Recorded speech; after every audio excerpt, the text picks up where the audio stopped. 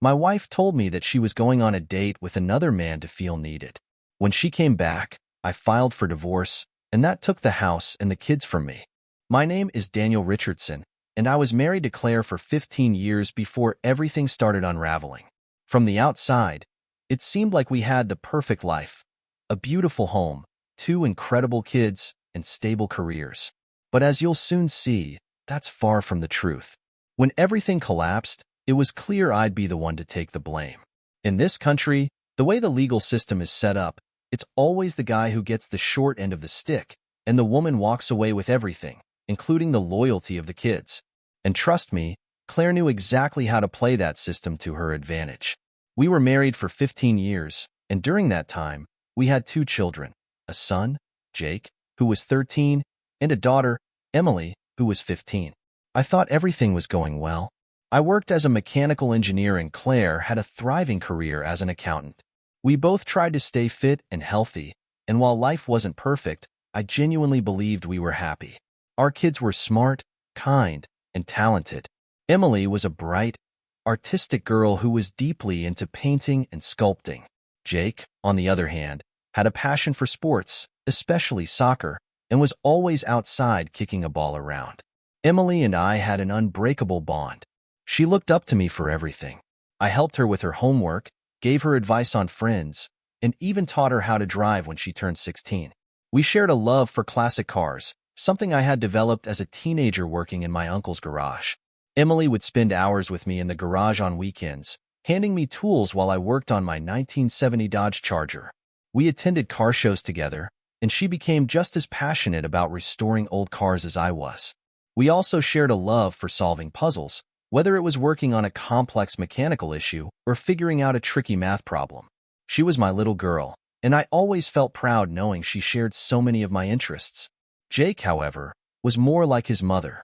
He wasn't into cars or engineering, but he excelled in soccer and riding. While we spent time together, it was clear that Jake was more attached to Claire. He'd always turn to her for advice or support, and I was okay with that. I wanted my son to be close to his mom, just as I was with my dad when I was his age. The first sign that something was wrong in my marriage came about 6 months before everything fell apart. Claire began acting distant. She'd zone out during conversations, forget important details, and sometimes she'd leave the house without telling me where she was going. I asked her a few times if everything was all right, but she'd always shrug it off, saying she was just stressed from work. Being the supportive husband, I believed her. After all, she had always been a rock for our family, handling the household finances with precision and making sure the kids were taken care of. Then one Friday evening, everything changed. I had just returned from work around 6 p.m., expecting the usual routine. Dinner smells wafting from the kitchen and the kids running around. But that evening was different. The house was quiet. Too quiet. There were no dinner smells, and the kids were nowhere to be found. I assumed they were at a friend's house or at soccer practice, but something still felt off. I set my briefcase down in my office and went upstairs to change into something more comfortable.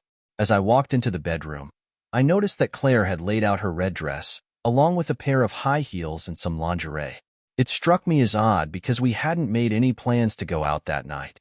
Claire was still in the bathroom, putting on her makeup, so I walked in and asked, "Where are we going tonight?" Without even looking at me, she replied, "We're not going anywhere." I was confused. "Then why are you getting dressed up like that?" I asked. "I'm going out," she said flatly, as if it were the most natural thing in the world. The pit in my stomach grew. "Where are the kids?" I asked, trying to keep my voice calm. "They're staying with friends tonight," she answered, still not giving me much attention. I was starting to feel alarmed. "And where exactly are you going?" I pressed. "I'm going on a date," she said, as if it was the most normal thing in the world. "If things go well, I probably won't be home until tomorrow morning." My heart felt like it had just stopped. I stood there, stunned, trying to process what she had just said. "You're going on a date?" I repeated, trying to make sure I hadn't misheard her. "Yes," she replied calmly. "It's something I need to do for myself. I need to feel attractive again, and this is the only way I can do that." I couldn't believe what I was hearing. "You think I'm going to just let you go out and sleep with another man?" I asked, my voice rising. "It's just one night," she said as if that justified everything. I need this. After tonight, everything will go back to normal. Back to normal? I was furious. If you walk out that door tonight, Claire, we're done. Do you understand me? There's no coming back from this. Don't be dramatic, Daniel, she said, rolling her eyes. I'll be back in the morning, and we can talk about it then. I'm not leaving you. I just need this night to feel good about myself. And what happens next time you feel insecure or unattractive? I asked, are you going to do this again? Because if you think I'm just going to sit here and let you destroy our marriage, you're mistaken. Claire sighed, clearly annoyed with me. This is just one night, she repeated. I've been feeling old and unattractive, and I need to know that I'm still desirable. It's not about love. It's just about feeling good. I was fuming. You can't be serious, I said, my voice shaking with anger. If you loved me, you wouldn't even consider doing this. I do love you, she insisted, but her words felt hollow. But I also need to do this for myself. Please, just let me have this one night. I couldn't listen to her anymore. If you leave tonight, we're done, I said firmly. You'll be hearing from my lawyer in the morning. Claire just shook her head and grabbed her purse. I'll see you in the morning, she said as she walked out the door. I stood there, stunned, as the door closed behind her. For a moment, I didn't know what to do. My wife, the woman I had spent 15 years building a life with, had just walked out the door to be with another man. I felt like my entire world was collapsing around me. For the next hour, I just sat in the living room, replaying the conversation in my head over and over. I couldn't believe this was happening. I couldn't believe that Claire would do something like this to me, to our family. After what felt like an eternity, I finally got up and started packing. There was no way I was going to sleep in the same bed she had just walked out of, knowing she was with someone else. I moved into the guest bedroom, taking only the essentials with me. Then I went to my office and logged into our joint bank accounts. I transferred half of the money into a separate account I had set up years ago for surprise gifts. Then I canceled all of our credit cards. By the time I was finished, it was nearly midnight, and I poured myself a drink. As I sat there, sipping my bourbon, I wondered how everything had gone so wrong. How had I not seen this coming? What could I have done to stop it? But deep down, I knew the truth. There was nothing I could have done. Claire had made her choice, and now I had to make mine. The next morning, Claire returned home as if nothing had happened. She walked in, smiling, and said, "Good morning, Daniel. See? I'm back just like I promised. Now we can move on." I couldn't even look at her. "You need to get tested for STDs, I said coldly. "I don't want you anywhere near me until you can prove you're clean." Her smile faltered. "You're still mad?" she asked, genuinely surprised. "I told you it was just one night." "One night or not, you still cheated on me," I said, my voice low and dangerous. "There's no coming back from that." She rolled her eyes. "Daniel, don't be ridiculous. I told you this was something I needed. Now that it's over, we can move on. Let's not make a big deal out of this." I shook my head. "I'm not moving on, Claire. I'm done. I've already spoken to a lawyer, and the divorce papers will be ready by the end of the week." Now she looked angry. "You're seriously going to throw away 15 years of marriage over one night?" she snapped. "I'm not the one who threw it away," I shot back. "You did that the moment you walked out that door." Her eyes narrowed. "You're making a huge mistake, Daniel. If you go through with this divorce, you'll lose everything. I'll get the house, the kids, and half of everything you own. Do you really want to go down that road?" I didn't say anything, but inside, I knew she was right. This was going to be a brutal divorce. But I couldn't stay in this marriage, not after what she had done. Over the next few weeks, the divorce process began.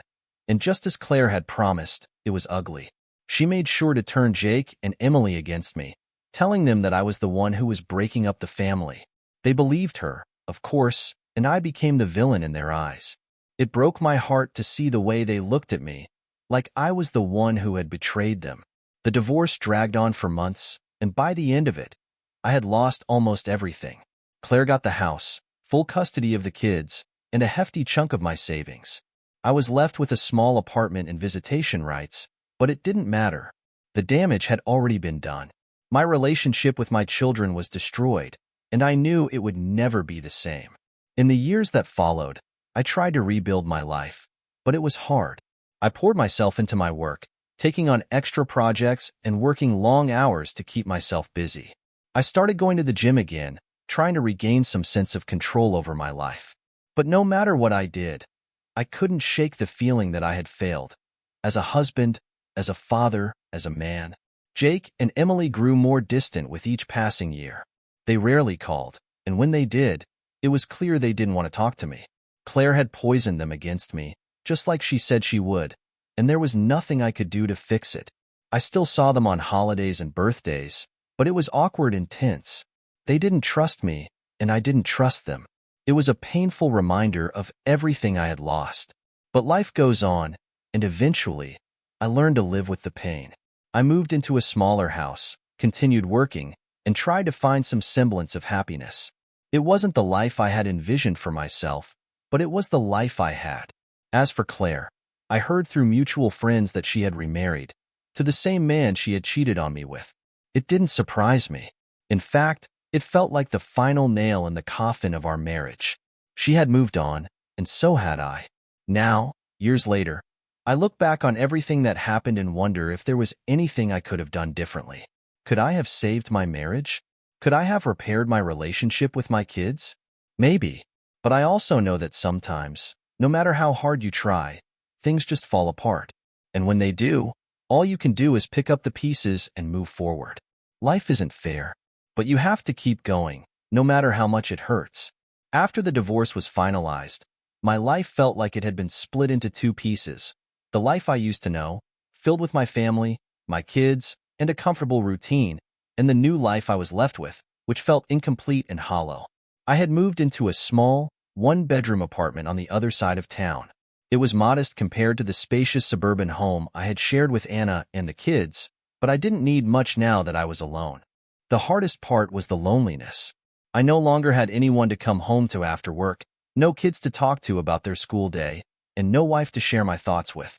Everything had changed so suddenly, and I was left reeling, trying to make sense of it all. I missed Lucas and Natalie the most. The few visits we had after the divorce were strained and awkward. They had been living with their mother full-time, and it was clear that Anna had filled their heads with her version of the story, a version where I was the one to blame for the divorce, where I was the one who had abandoned them. It broke my heart to see the distance growing between us. Lucas had stopped calling me Dad and had resorted to just saying Michael when he addressed me. Natalie, once my little girl, was cold and distant, barely acknowledging me when I saw her.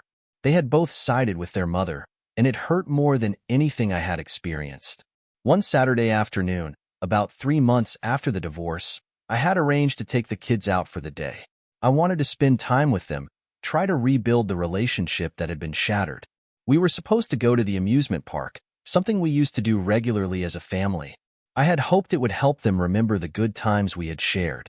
I arrived at Anna's house to pick them up, but when I knocked on the door, it was Anna who answered.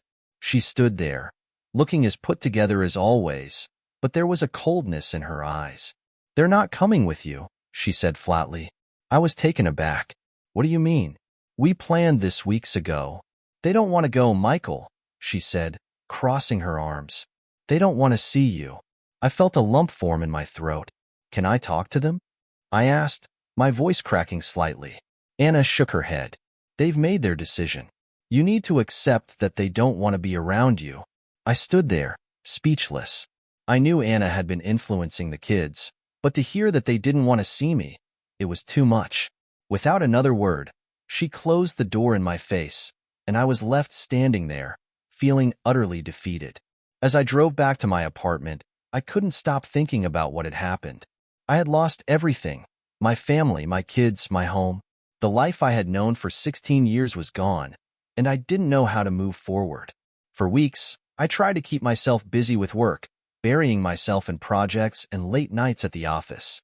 But no matter how hard I tried to distract myself, the pain of losing my family lingered like a dark cloud over everything I did.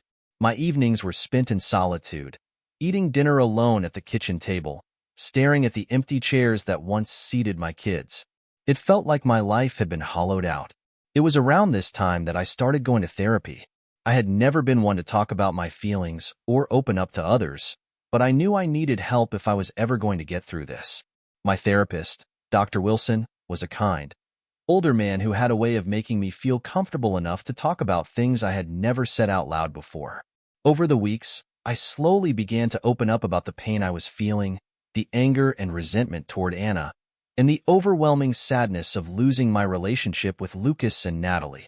Do you think they'll ever come around? I asked during one of our sessions. Dr. Wilson leaned back in his chair, his expression thoughtful. It's hard to say, Michael, he replied.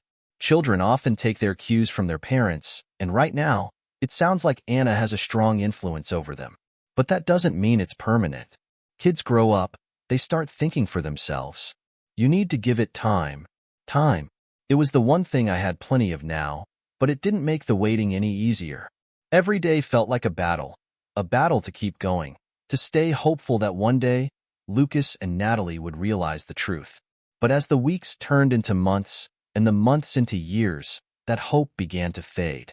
About a year after the divorce, I received a call from Lucas. It was the first time he had reached out to me since the split, and my heart leaped at the sound of his voice. Hey, Dad, he said, sounding uncertain. I was stunned for a moment. He hadn't called me Dad in so long. Hey, Lucas. It's good to hear from you, I said, trying to keep my voice steady.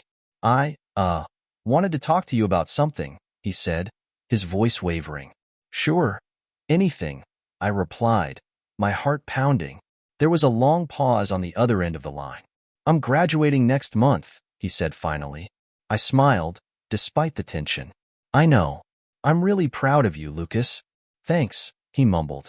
Another pause. Mom said it might be better if you didn't come to the ceremony. The words hit me like a punch to the gut. I had been looking forward to his graduation for years, imagining the day I would watch my son walk across the stage, diploma in hand. And now, he was telling me that I wasn't welcome. I don't understand, I stammered. Why wouldn't I come to your graduation? Mom thinks it'll be awkward, he said quietly. You know, with everything that happened. She thinks it's better if we keep things separate. I felt a surge of anger rising in my chest. Lucas, this is your graduation. It's not about your mom or me. I want to be there for you. I know, Dad, but I don't want there to be a scene. A scene? I repeated, incredulous. I would never do anything to embarrass you. I know, he said quickly. It's complicated. I was silent for a moment, trying to process what he was saying. Lucas, I love you. I want to be there for you, no matter what. But if you really don't want me there, I'll respect your wishes. There was another long pause before he finally said, Thanks, Dad. After we hung up, I sat in the silence of my apartment, staring at the wall. The pain of that conversation cut deeper than I had anticipated. I had missed so many important moments in my kids' lives since the divorce, and now I was being shut out of one of the biggest milestones. I didn't go to Lucas's graduation. Instead, I spent the day alone, thinking about all the things I had missed out on. Birthdays, holidays, school events. It felt like my relationship with my kids was slipping further and further away, and no matter how hard I tried to reach out, I couldn't seem to bridge the gap that Anna had created between us. As the years went by, I focused on rebuilding my life in other ways. I threw myself into my work, taking on bigger projects and earning a promotion that put me in charge of a team of engineers. It was a welcome distraction, and for a while, it helped dull the pain of losing my family. I even started dating again, though nothing ever felt serious. It was hard to imagine being with someone else after all the years I had spent with Anna. But no matter how much I tried to move forward, the emptiness remained.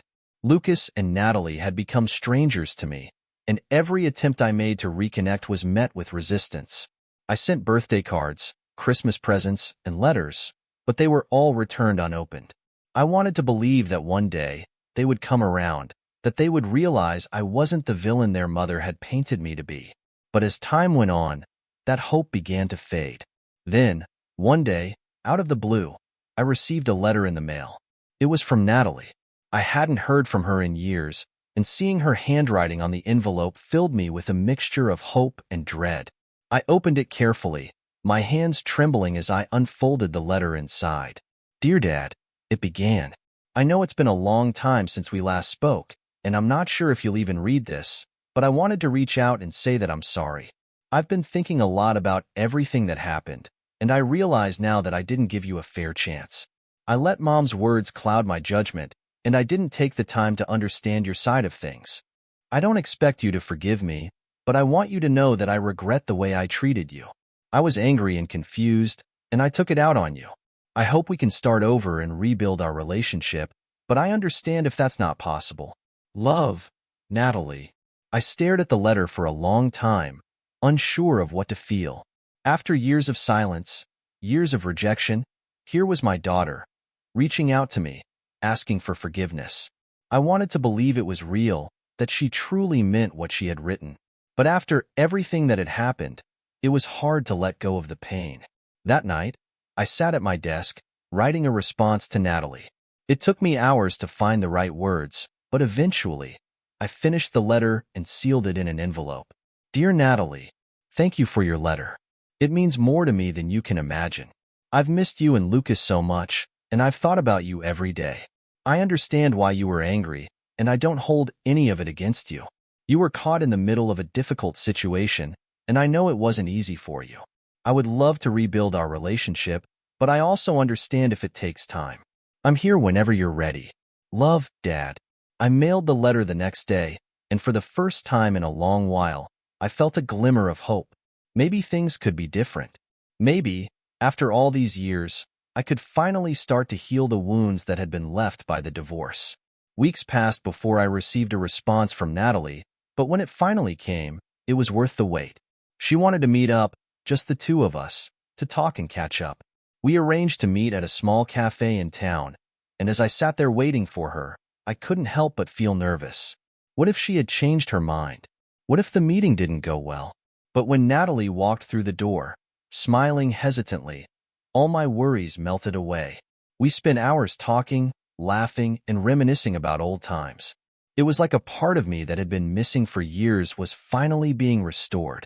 Over the next few months, Natalie and I worked on rebuilding our relationship, step by step. It wasn't easy. There were still moments of tension and unresolved feelings, but we were making progress.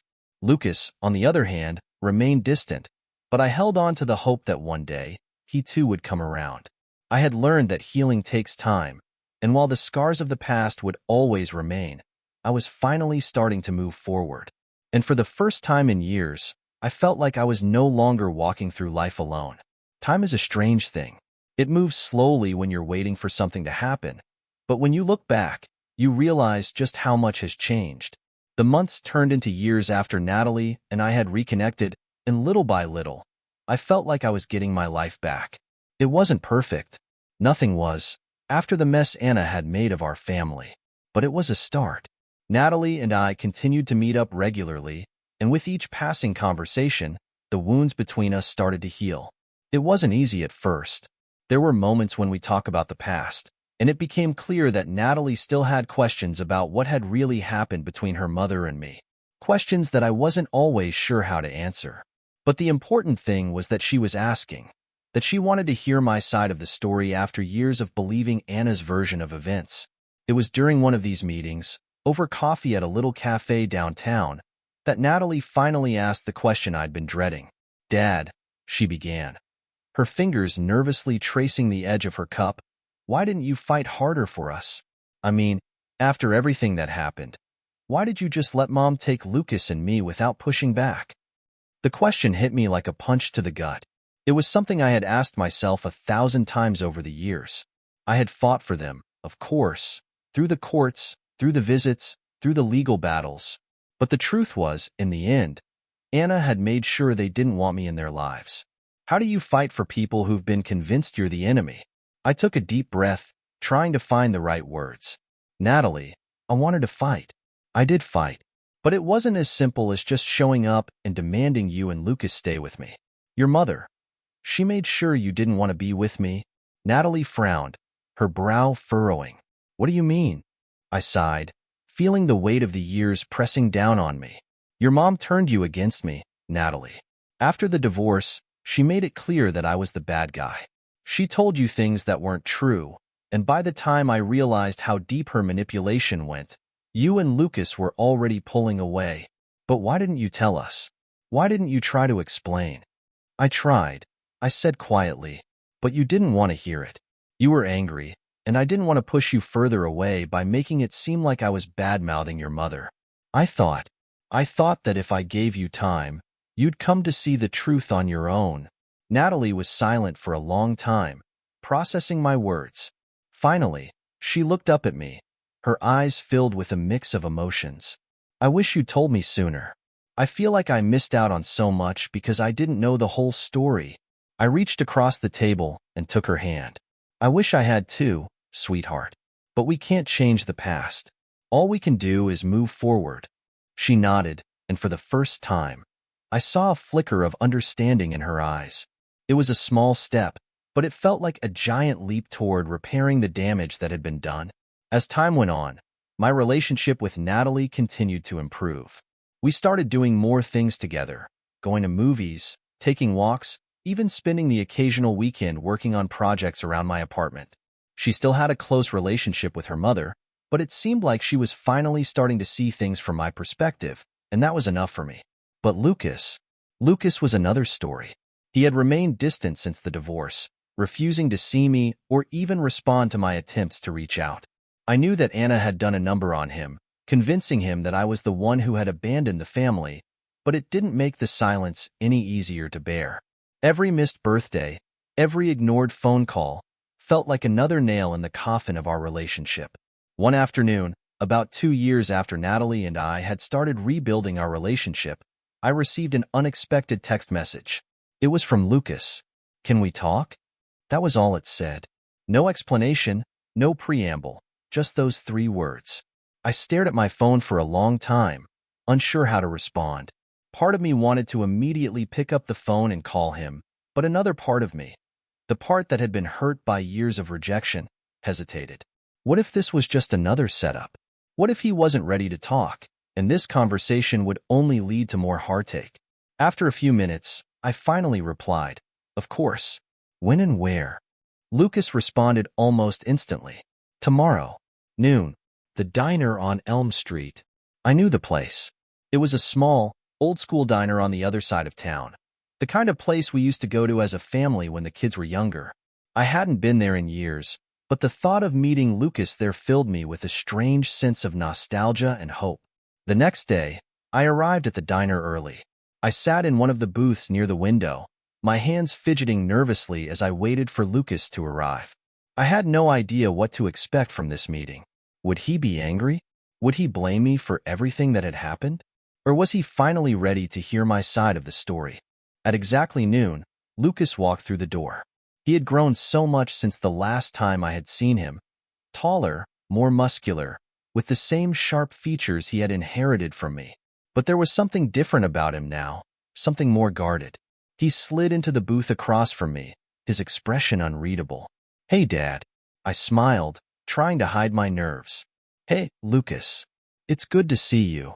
He nodded, but didn't say anything for a few moments. Instead, he picked up the menu and scanned it, though I could tell he wasn't really paying attention to the options. "So, have you been?" I asked, breaking the silence. "Good," he replied, his voice flat. "Busy with school." I nodded, unsure what else to say. The tension between us was palpable, and I couldn't help but wonder if this was a mistake. Maybe he wasn't ready to have this conversation after all. Finally, Lucas set the menu down and looked at me, his eyes narrowing slightly. "I've been thinking a lot lately," he said, his tone serious. "About what happened. About you and Mom." I stayed quiet, letting him speak. "For years, I thought it was your fault," he continued. "I thought you were the one who walked away, the one who broke up the family. But I don't know anymore." I felt my heart skip a beat. "What do you mean?" Lucas sighed, running a hand through his hair. I guess I've started to realize that maybe things weren't as black and white as I thought. Natalie's been talking to me about it."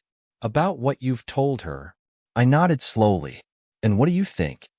He hesitated, his gaze dropping to the table. "I don't know. I'm still angry, Dad."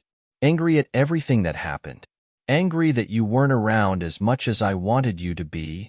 I know, I said quietly, and I'm sorry for that, Lucas. I tried to be there, but it was hard when your mom, when she made it difficult. Lucas's jaw tightened. Yeah, I know. I see that now. I don't know how to feel about it. You don't have to figure it all out right now, I said, trying to keep my voice calm. But I'm here, Lucas. I'm here if you want to talk, or if you just want to spend time together. I've missed you. He didn't say anything for a long time, but I could see the conflict in his eyes. Finally, he nodded. Maybe we could start slow. Like grab lunch or something every once in a while. I smiled, relief flooding through me. I'd like that. It wasn't a full reconciliation, but it was something. A step in the right direction. And after all these years, that was more than I could have hoped for. Over the next few months, Lucas and I began to rebuild our relationship, just as I had done with Natalie. It was a slow process, filled with ups and downs, but we were making progress. We started meeting for lunch once a week, talking about everything from his schoolwork to his plans for the future. He was studying to become a lawyer, something that had surprised me at first, but the more I learned about his passion for justice and fairness, the more it made sense. There were still moments of tension between us, especially when the topic of the divorce came up. Lucas had a lot of unresolved anger, and I didn't blame him for that. He had spent years believing that I was the one who had torn the family apart, and even though he was starting to see the truth, it wasn't easy for him to let go of the pain. But we were trying, and that was what mattered. One afternoon, after one of our lunches, Lucas turned to me as we were walking back to our cars. Dad, he began, his voice hesitant, I've been thinking, maybe we could, I don't know, do something together. Like a trip or something. Just the two of us. I was taken aback by the suggestion. It was the first time Lucas had proposed spending more than just a few hours together since the divorce. A trip? I asked, smiling. I'd love that. Where were you thinking? He shrugged, a small smile playing at the corners of his mouth. I don't know. Maybe something simple. We could go camping or something. I remember when we used to go camping when I was a kid. Those were some of my favorite memories. My heart swelled with emotion. Yeah, those were good times, I said. Let's do it. We can plan something for next month, when you're on break from school. Lucas nodded, and for the first time in a long time, I saw a genuine spark of excitement in his eyes. The camping trip was exactly what we needed. We spent 3 days in the mountains, just the two of us, hiking, fishing, and sitting by the campfire late into the night, talking about everything and nothing. It felt like we were finally starting to rebuild the bond we had lost all those years ago. There were still moments of awkwardness, of course. The divorce had left its scars, and I knew it would take time for those wounds to fully heal. But for the first time since the split, I felt like I was truly reconnecting with my son. We laughed together, shared stories, and even talked about some of the tough stuff, the things that had been left unsaid for too long. On the last night of the trip, as we sat by the fire, Lucas turned to me, his expression serious. I've been thinking a lot about everything, he said quietly. About you, about Mom, about the divorce. And I want to say that I'm sorry. I looked at him, surprised. Sorry? For what? For shutting you out, he said, his voice thick with emotion. For believing everything Mom told me without giving you a chance to explain. I was angry, and I didn't want to see the truth. But I see it now. I see how much you tried, how much you wanted to be there for us. Tears stung my eyes, and I reached out to place a hand on his shoulder. Lucas, you don't have to apologize. I understand why you were angry, and I'm just glad we're here now, talking about this. He nodded, wiping at his eyes. I've missed you, Dad. I've missed you too, son, I said, my voice breaking slightly. More than you know. We sat there in silence for a while, watching the flames dance in the fire pit, the warmth of the moment enveloping us. It wasn't perfect, and it wasn't a complete resolution, but it was a start. And sometimes that's all you need. As the years continued to pass, my relationships with Lucas and Natalie grew stronger. We still had our moments of tension, of unresolved feelings and lingering scars from the divorce, but we had learned to communicate better, to listen to each other, and to be honest about our emotions. It wasn't easy, but it was worth it. I had also found a new sense of peace within myself. Therapy had helped me work through the anger and sadness that had consumed me after the divorce, and I had come to terms with the fact that I couldn't change the past. What mattered was the present, the relationships I was rebuilding with my children, the new life I was creating for myself. I had started dating again, too. It had taken me a long time to feel ready to open my heart to someone else, but eventually, I met someone who made me believe in love again. Her name was Sarah, and she was kind, patient, and understanding of everything I had been through. We took things slow, but over time, our relationship blossomed into something beautiful. Lucas and Natalie liked her too, which was important to me. I had always been worried about how they would react to me dating someone new, but they seemed to genuinely enjoy spending time with Sarah, and she quickly became a part of our little family. One evening, after a particularly lovely dinner with Sarah, Lucas, and Natalie, I realized just how far I had come. I had lost so much after the divorce, but I had gained so much too. I had rebuilt my relationships with my kids, found love again, and created a new life for myself. One that was filled with hope, happiness, and a sense of peace I hadn't known in years. Life wasn't perfect. It never is. But it was mine, and I was grateful for every moment of it. And as I looked around the table at the people I loved, my children, my partner, my new family, I knew that I had finally found my way back to happiness. Life has a way of moving forward, whether you're ready for it or not. In the years that followed my reconciliation with Lucas and Natalie, I continued to rebuild what I had once thought was broken beyond repair. But as with anything, it wasn't always smooth sailing. There were still challenges, moments of doubt, and times when the past seemed determined to cast a shadow over the present. One of the biggest challenges I faced was navigating the new dynamic with Sarah, my partner. Sarah had been an incredible support system for me, especially during the difficult times after the divorce. She had a gentle way of helping me see things clearly without pushing me to move faster than I was ready. But as our relationship deepened, I knew it was only a matter of time before the subject of marriage came up. It's not that I was against the idea of marrying Sarah. In fact, I loved her deeply, and I could see myself spending the rest of my life with her.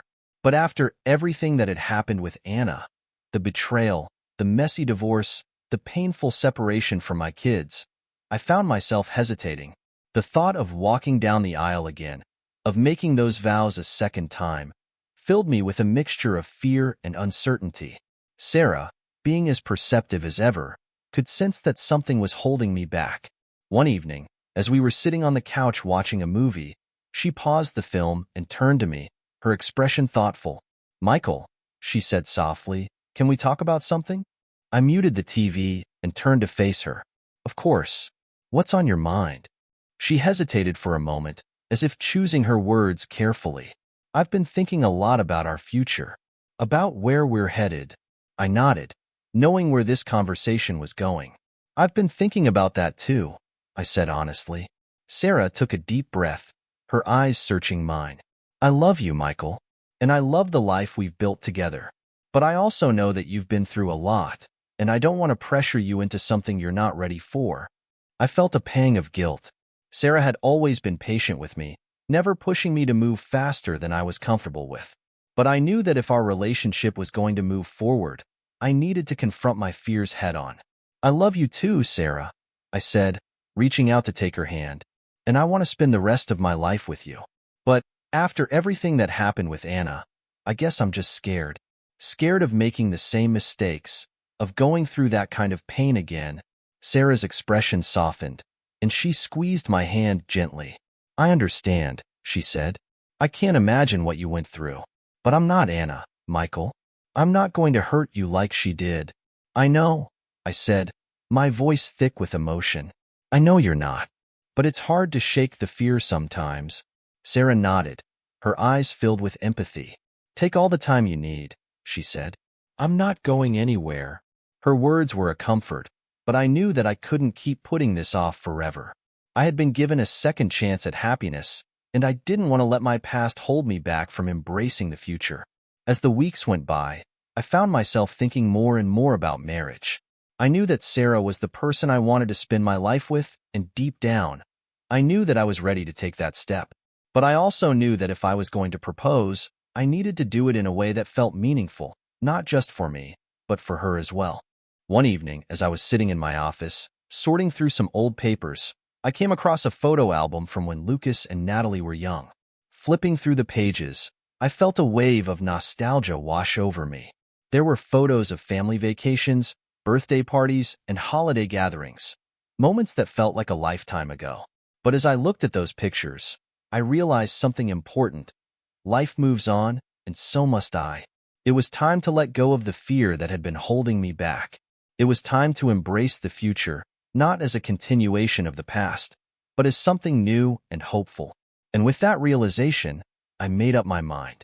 A few weeks later, I found myself standing in the middle of a beautiful park, holding Sarah's hand as we watched the sunset over the horizon. It was a warm summer evening, the kind that made everything feel calm and peaceful. I had chosen this spot for a reason. It was the same park where we had shared our first date, years ago. Sarah looked over at me, smiling softly. "This is nice," she said, her voice quiet. "It feels like everything's finally falling into place." I nodded, my heart pounding in my chest. "There's something I've been meaning to ask you," I said, my voice shaking slightly. Sarah's smile faltered for a moment, and I could see the curiosity in her eyes. "What is it?" she asked.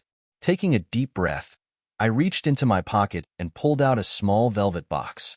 As I opened it, revealing the engagement ring inside, Sarah gasped, her eyes widening in surprise. "Sarah," I began, my voice trembling with emotion, "I've spent the last few years healing from a lot of pain, and I know that I wouldn't have been able to do it without you. You've stood by me through the hardest times of my life, and I can't imagine my future without you in it.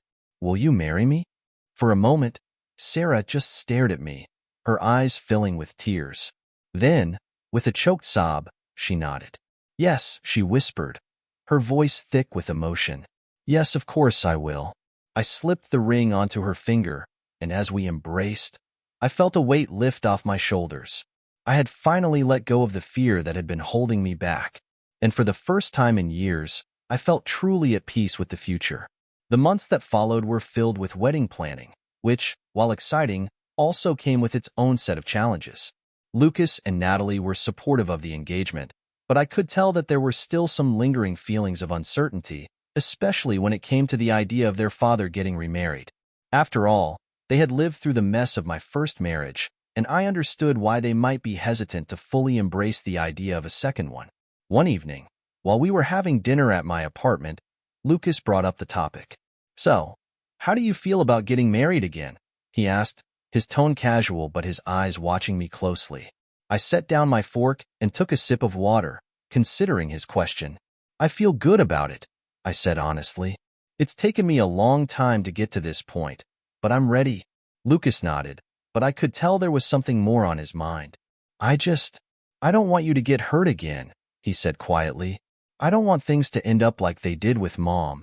I smiled, touched by his concern. "I appreciate that, Lucas. But Sarah is different. Our relationship is built on trust, and we've been through a lot together. I know this is the right decision." He nodded again, still looking thoughtful. "I guess I just want to make sure you're happy." "I am," I assured him. "And I want you to be a part of this. Both you and Natalie. It's important to me that you're involved." Lucas smiled, and for the first time, I saw a hint of excitement in his eyes. "Yeah, I'd like that." The wedding itself was a small, intimate affair. We didn't want anything too extravagant, just close family and friends gathered together to celebrate our love. The ceremony took place in a garden, with flowers blooming all around us and the soft sound of a nearby stream creating a peaceful atmosphere. As I stood at the altar, waiting for Sarah to walk down the aisle, I felt a sense of calm wash over me. This moment, this second chance at happiness, was something I had never thought I would have. And yet, here I was, about to marry the woman I loved, with my children by my side. When Sarah finally appeared, walking toward me in her simple but elegant dress, I couldn't help but smile.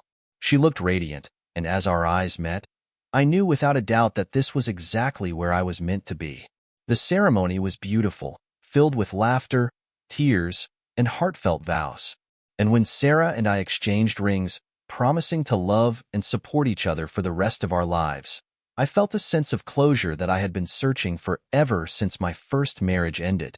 As we walked back down the aisle together, hand in hand, I glanced over at Lucas and Natalie, who were both smiling at me. For the first time in years, everything felt right. After the wedding, life settled into a comfortable rhythm. Sarah and I moved into a new home together, a modest house on the outskirts of town, with enough space for us to host family gatherings and the occasional visit from Lucas and Natalie. It wasn't a big house, but it was cozy and filled with love, and that was all we needed. Lucas had graduated from law school by this point and was working at a prestigious law firm in the city. He was busy, but we made a point to stay in touch, meeting up for lunch or dinner whenever we could. Our relationship had come a long way since the early days after the divorce, and I was grateful for every moment we spent together. Natalie, too, had found her path. She had pursued her passion for writing and was now working as a freelance journalist, traveling the world and telling stories from different corners of the globe. She sent me postcards from every new city she visited, and I kept each one pinned to the fridge, a reminder of how far she had come. As for me, I had found a new sense of purpose. I had retired from my engineering job a few years after marrying Sarah, and now I spent my days volunteering at a local community center, teaching kids how to build and fix things. It was a way for me to give back, to share the skills I had spent a lifetime honing, and it brought me a sense of fulfillment that I hadn't expected. But no matter how busy life got, there was always time for family. Lucas and Natalie remained a constant presence in my life, and I made sure to never take that for granted. After all, I knew all too well what it felt like to lose them, and I wasn't about to let that happen again. One evening, years after Sarah and I had settled into our new life together, I found myself sitting on the porch, watching the sun set over the horizon. The air was warm, and the sky was painted with hues of orange and pink, casting a soft glow over the yard. Sarah came out to join me, handing me a cup of tea as she sat down beside me. "Beautiful night," she said, her voice gentle. I nodded, taking a sip of the tea. "It is," I agreed. "It's hard to believe how far we've come." Sarah smiled, resting her head on my shoulder. "We've been through a lot," she said, "but we made it." I wrapped my arm around her, feeling a deep sense of contentment. "Yeah, we did." As we sat there together, watching the sky darken, I couldn't help but reflect on everything that had brought me to this point. The pain of the divorce, the years of estrangement from my children, the struggle to rebuild my life. It had all been worth it in the end. Because now, I had found happiness again. I had found love, family, and a sense of peace that I had once thought was out of reach. Life isn't perfect. It never is.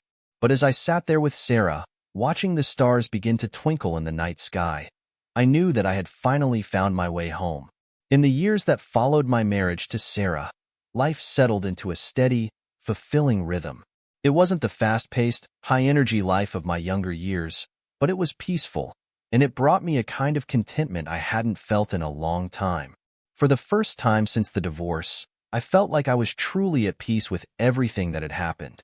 The pain of losing my family, the heartbreak of separation, and the struggle to reconnect with Lucas and Natalie had all shaped me, but they no longer defined me. I had finally found my footing again, and with Sarah by my side, I was ready to face whatever the future held. One of the most important lessons I had learned through all of this was that healing isn't linear.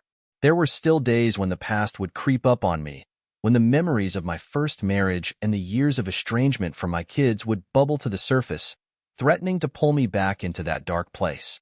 But I had learned how to deal with those moments. I had learned how to acknowledge the pain without letting it consume me. A large part of that healing came from my relationship with Lucas and Natalie. Over the years, we had continued to rebuild our bond, and while it wasn't always easy, it was worth every bit of effort. Lucas had grown into a responsible, compassionate man, a far cry from the angry, distant teenager he had been after the divorce. He had found success in his career as a lawyer, but more importantly, he had found happiness in his personal life. He had recently gotten engaged to a wonderful woman named Emma, and I couldn't have been prouder. Natalie, too, had found her path. She was still traveling the world, writing stories and chasing adventure, but she always made time to visit me and Sarah. We had developed a close relationship, one that felt stronger than ever. She often confided in me about her life, her work, and her dreams for the future. Seeing her grow into such a confident, independent woman filled me with pride and gratitude. One evening, as Sarah and I were having dinner with Lucas and Natalie, Lucas made an announcement that took us all by surprise. "I have some big news," he said, glancing over at Emma, who was sitting beside him, smiling. "Emma and I are expecting a baby." The room erupted in cheers and congratulations. Sarah immediately jumped up to hug Lucas and Emma, while Natalie clapped her hands excitedly, already talking about all the ways she planned to spoil her future niece or nephew. I sat there for a moment, letting the news sink in. My son was going to be a father. I was going to be a grandfather. When the initial excitement settled down, Lucas looked over at me, his expression softening. "I know things haven't always been easy between us, Dad," he said quietly, "but I want you to know that I'm really glad you're in my life. I want you to be a part of this. I want my child to know their grandfather." Tears welled up in my eyes, and I couldn't find the words to express what I was feeling. Instead, I stood up and pulled Lucas into a tight embrace, holding him close. "I wouldn't miss it for the world," I whispered, my voice thick with emotion. The months that followed were filled with excitement and anticipation. Lucas and Emma were busy preparing for the arrival of their baby, and I found myself filled with a sense of purpose I hadn't felt in years. I spent hours at their house, helping them set up the nursery, fixing things around the house, and offering whatever advice I could about parenting, though I made sure to tread lightly. After all, no one likes a pushy grandparent. Natalie, too, was thrilled about the prospect of becoming an aunt. She returned from her travels more often now, eager to be a part of the baby's life. It was heartwarming to see how close she had become with Lucas again, after years of strained relations. The two of them often spent hours talking, reminiscing about their childhood, and sharing their hopes for the future. It was clear that they had both grown a lot since the difficult years following the divorce, and seeing them reconnect brought me a deep sense of satisfaction. As for Sarah, she was over the moon. She had always wanted to be a grandmother, and she took to the role with enthusiasm. She spent hours shopping for baby clothes, toys, and books, and I often found her sitting in the nursery, imagining all the ways she would spoil our future grandchild. One afternoon, as we were sitting in the nursery, Sarah turned to me with a smile. "Can you believe it?" she asked, her voice filled with awe. "We're going to be grandparents." I nodded, my heart swelling with pride. "It's hard to believe," I admitted, "but I couldn't be happier." Sarah leaned her head on my shoulder, and for a moment, we sat there in silence, basking in the joy of the moment. It was moments like these that made me realize just how far I had come. The pain of the past still lingered, but it no longer had the power to overshadow the happiness of the present. When the day finally came for Emma to give birth, Lucas called me early in the morning, his voice filled with a mixture of excitement and nerves. "It's happening, Dad," he said breathlessly. "We're heading to the hospital." Sarah and I quickly got dressed and made our way to the hospital, eager to be there for the big moment. We spent hours in the waiting room, anxiously pacing back and forth as we waited for news. Natalie arrived shortly after, her face flushed with excitement as she joined us. Finally, after what felt like an eternity, Lucas emerged from the delivery room. His face lit up with a mixture of relief and pure joy. "It's a girl," he announced, his voice shaking with emotion. "Her name is Sophie." Tears filled my eyes as I hugged Lucas, overwhelmed by the magnitude of the moment. I was a grandfather. A little girl had just entered the world, and I couldn't wait to meet her. When we were finally allowed into the room, I felt a lump rise in my throat as I saw Emma cradling the tiny baby in her arms. Sophie was perfect, small and delicate, with a tuft of dark hair and the tiniest fingers I had ever seen. Lucas motioned for me to come closer, and as I approached, he gently lifted Sophie into my arms. Holding her for the first time, I felt a rush of emotions flood over me. Love, pride, gratitude, and something else, something deeper. It was a sense of completion, of having come full circle. I looked down at Sophie, her little face peaceful as she slept, and I knew in that moment that everything I had gone through, the divorce, the estrangement from my kids, the years of struggle, had led me to this. This perfect, beautiful moment. Sarah stood beside me, tears in her eyes as she gazed at Sophie. "She's beautiful," she whispered. "She is," I agreed, my voice thick with emotion. As I held Sophie close, I realized that this was the final chapter in the journey I had been on for so many years. The pain of the past no longer had a hold on me. I had found happiness again, not just in my marriage to Sarah, but in the relationships I had rebuilt with Lucas and Natalie, and now, in the new life that had just entered the world. I had been given a second chance at happiness, and I wasn't going to let it slip through my fingers. The years that followed were filled with the joys of grandparenthood. Watching Sophie grow was one of the greatest privileges of my life. From her first steps to her first words, every milestone was a reminder of how far I had come, of the life I had rebuilt after so much loss.